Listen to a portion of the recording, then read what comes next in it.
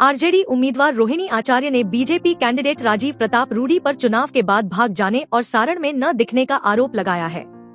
लगे हाथ उन्हें बेवकूफ भी करार दिया। रोहिणी ने रूडी के कामों के उलट आशीर्वाद और प्यार की अहमियत पर जोर दिया।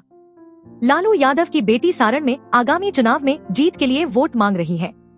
खबरों में आगे बढ़े मगर उससे पहले आप सभी से गुजारिश है कि अगर आप हमारे चैनल पर नए हैं तो अभी सब्सक्राइब कर लें। बिहार में सारण लोकसभा चुनाव का रंग चटक दिखने लगा है। नेताओं के बीच जुबानी जंग तीखी होती जा रही है।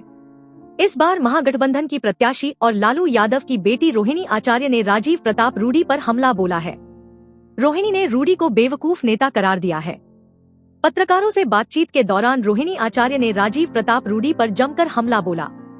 उन्होंने कहा कि वो क्षेत्र की जनता के बीच नहीं रहते हैं, जबकि मैं चुनाव जीतने के बाद छपरा की जनता के बीच रहकर सेवा करूंगी। रोहिणी ने कहा कि भाजपा धर्म की राजनीति छोड़कर विकास और रोजगार की बात करे, जनप्रतिनिधि धर्म निभाएं।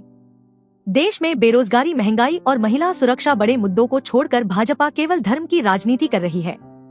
सारण संसदीय क्षेत्र से महागठबंधन समर्थित राजद की उम्मीदवार रोहिणी आचार्य ने क्षेत्र में अपने जनसंपर्क अभियान के दौरान मीडिया से मुखातिब थी।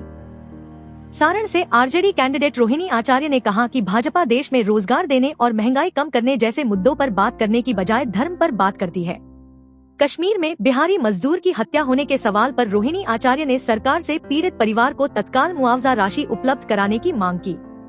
रोहिणी आचार्य ने खुद को सारण की बेटी और बहन बताया। छपरा से जुड़े मुद्दों पर बात करते हुए रोहिणी ने कहा कि कुछ लोग झांसा देने के लिए 5 साल में एक बार अपना चेहरा चमकाने के लिए आते हैं। सारण की जनता को झांसा देकर फिर 5 साल नजर नहीं आते हैं। उन्होंने सारण की जनता को ऐसे लोगों से सावधान रहने की अपील की। इसी दौरान रोहिणी ने रूडी को बेवकूफ तक करार दिया। सारण को पारंपरिक रूप से लालू परिवार के लिए सुरक्षित सीट माना जाता है। लालू यादव की कर्मभूमि कहे जाने वाले छपरा में परिवार का गढ़ हमेशा से ही अनुकूल नहीं रहा है।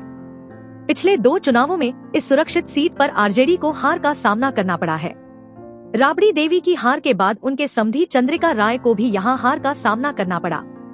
राजीव प्रताप रूडी मौजूदा चुनाव में हैट्रिक बनाने की कोशिश में हैं, लेकिन आरजेडी इस बार उनके रिकॉर्ड को तोड़ने की कोशिशें कर रही है। वहीं बीजेपी ने रोहिणी आचार्य के बयान पर पलटवार किया है। बीजेपी प्रवक्ता कुंतल कृष्णन ने कहा कि वो पहली बार सिंगापुर से छपरा आई हैं। जिनके बारे में कह रही हैं, वो लालू राबड़ी को भारी मतों से हरा चुके हैं। राजीव प्रताप रूडी के लिए छपरा घर है, कोई डेस्टिनेशन नहीं है। सिंगापुर में मन नहीं लगा तो घूमने के बहाने सारण से चुनाव लड़ रही है।